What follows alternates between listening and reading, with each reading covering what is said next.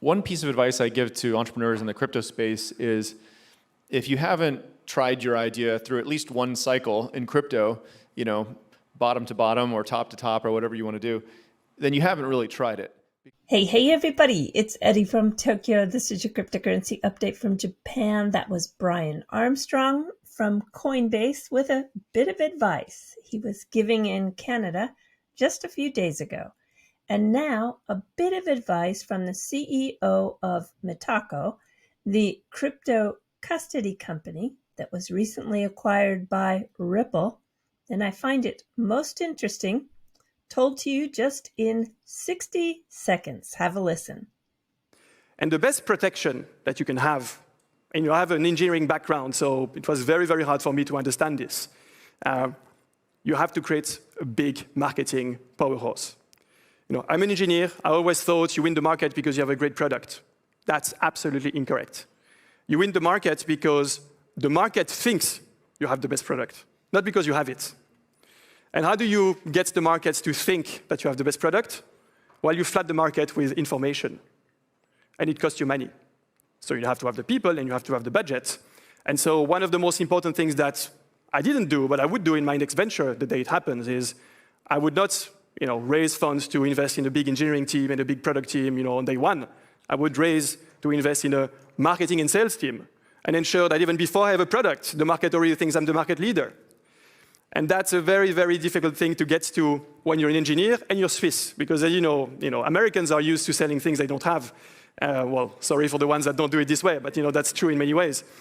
The Metaco CEO is Adrien Treccani, and his predictions for 2024 are interesting. He says that the crypto industry won't need to court the financial institutions as it once did.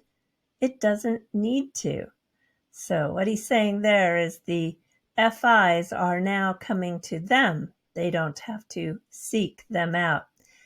On his second prediction, on-demand digital asset solutions will be the thing. And number 3, global bank customers are expected to soar.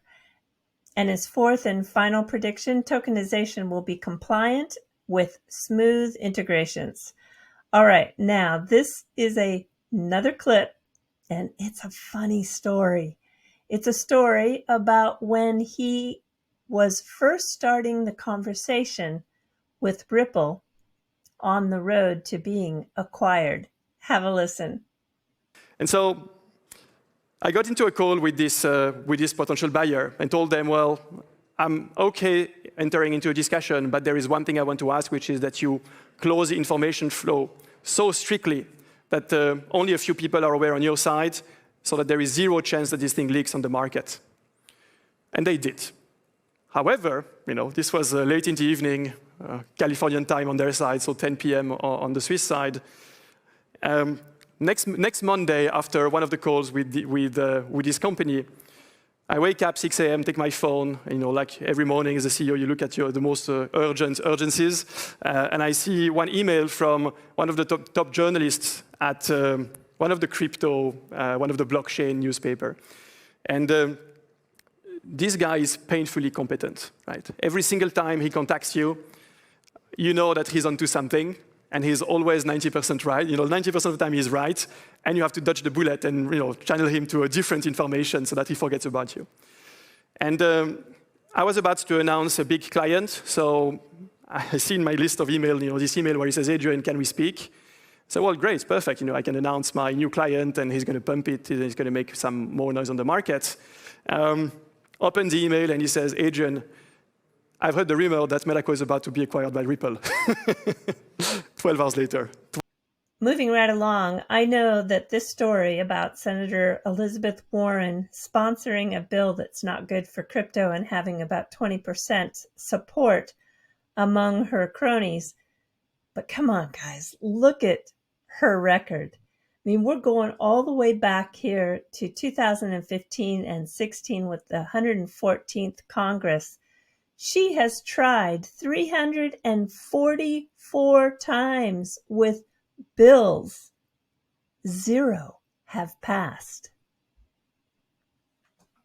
Attorney John Deaton on his Tuesday Crypto Law. He's going to have the guest Stephen Nerayoff. And boy, it's going to be hard hitting, according to John. A no-holds-barred interview about ETHgate, his arrest and dismissal, and more. I don't want to miss this. These happen at 4 o'clock in the morning, my time. I've been trying to fix my sleep. I haven't been doing a good job. People that are close to me know that I have been sleeping in the days and up at night, and I really want to fix it, but I might set my alarm for this one.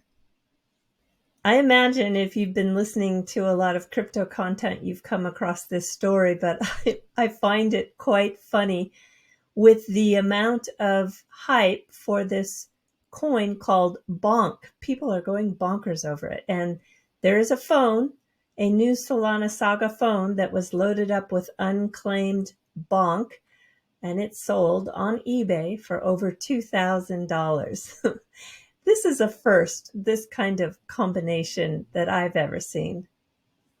I know some of you are really good about following airdrops, and the Evernode Evers token, which is going to be distributed to those who registered their R address with some who hold XRP, announced a new launch date. And so the sums update was confirmed for the 18th of December. So the Evernode launch has been rescheduled to the 15th of January. You can find more on their website. Definitely follow them on the X platform. I have Evernode on the channel this week, and it's going to be fun to do this series of 8 different educational videos from now until March. I'm looking forward to that. I'm going to put a link to the instructions in the description of this video. And if you can't find it, then go to the X platform and Evernode will have a link there. But fortunately, rescheduling the launch to January 15th means people have an additional time to get familiar with trading on the Zahao DEX. And it also increases the likelihood that their launch coincides with the central exchange listing of the Evers token.